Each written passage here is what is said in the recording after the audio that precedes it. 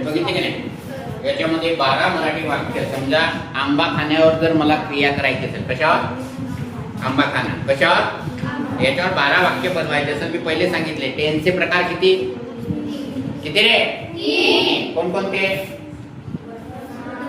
बोला बोला. बरोबर आहे. वर्तमान काळ, भूतकाळ आणि भविष्य. आता त्या वर्तमान काळाचे पुन्हा 4 प्रकार, भूतकाळाचे 4 प्रकार आणि भविष्याचे 4. असे एकूण किती झाले? 12. किती झाले? 12 झाले की नाही? मग काळाचे प्रकार जर ओळखायचे असेल तर मुख्य 3 आणि त्याचे उपप्रकार 4. उपप्रकार 4. आता मला वर्तमान काळाचे 4 प्रकार करायचे असेल तर काय करेन मी? साधा वर्तमान काळ, चालू वर्तमान काळ, पूर्ण वर्तमान काळ आणि चालू पूर्ण वर्तमान काळ. समजलं? त्या प्रत्येक 12 टेन्स मध्ये साधा, चालू, पूर्ण आणि पूर्ण चालू किंवा चालू पूर्ण आपण उलट म्हटलं तरी चालेल, पण चालू पूर्ण आहे. क्रिया चालू आहे आणि पूर्ण असे 4 एकूण 1 2 3 काळाचे प्रकार आहे. प्रत्येकाचे किती? 1 2 3 4. 1 2 3 4. आता याच्यात वाक्य रचना कशी येते? समजा मी आंबा खाण्याची कृती करत आहे, मी स्वतः. बघा, मी आंबा खातो, मी आंबा खाल्लो, मी आंबा खाईन. झाले 3. साधा वर्तमान, साधा भूतकाळ, साधा भविष्य. खातो, खाल्लो, खाईन. खातो, खाल्लो, खाईन. दुसऱ्या मध्ये जाऊ.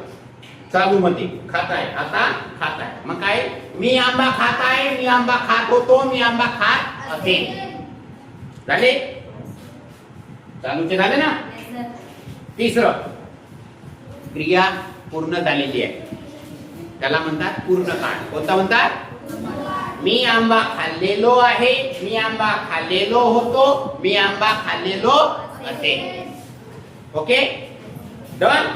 आता जाऊ चौथ्यामध्ये. इथं क्रिया चालू आहे आणि पूर्ण झालेली, त्याला म्हणतात चालू पूर्ण. मग काय होईल? मी आंबा खात आलेलो आहे. या चालूचा वाक्याचा उपयोग होतो आणि याचा आहे. मी आंबा खात आलेलो आहे. दुसरं, मी आंबा खात आलेलो होतो, काल होतो, परवाच्या दिवशी होतो. मी आंबा खात आलेलो असेल, भविष्यात गेलो आपण. झालं? म्हणजे 12 काळ तुम्हाला मराठीत सांगता आले पाहिजे.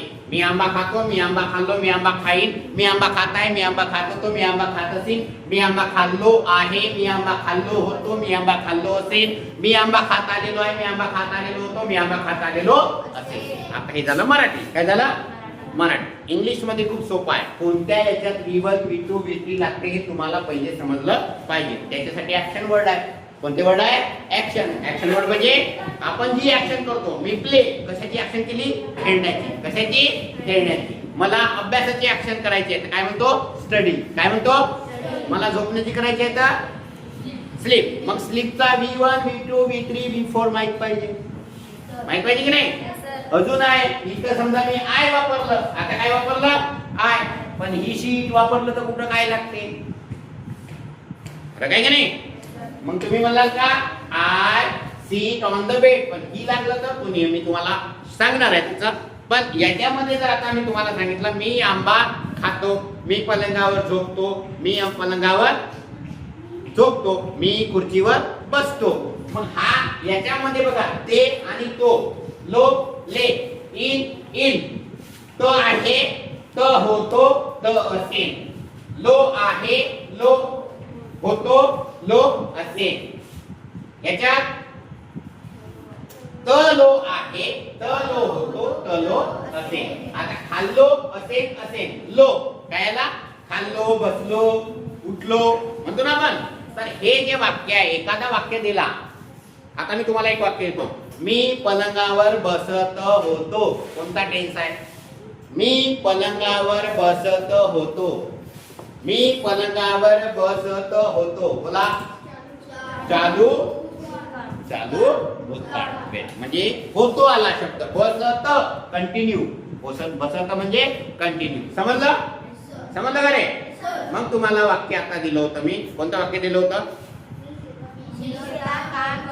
मी शेतात काम करतो, मी शेतात काम केलो, मी शेतात काम करीन. मी शेतात काम करत आहे, मी शेतात काम करत होतो, मी शेतात काम करत असेल. नेक्स्ट, मी शेतात काम केलो आहे, मी शेतात काम केलो होतो, मी शेतात काम केलो असेल.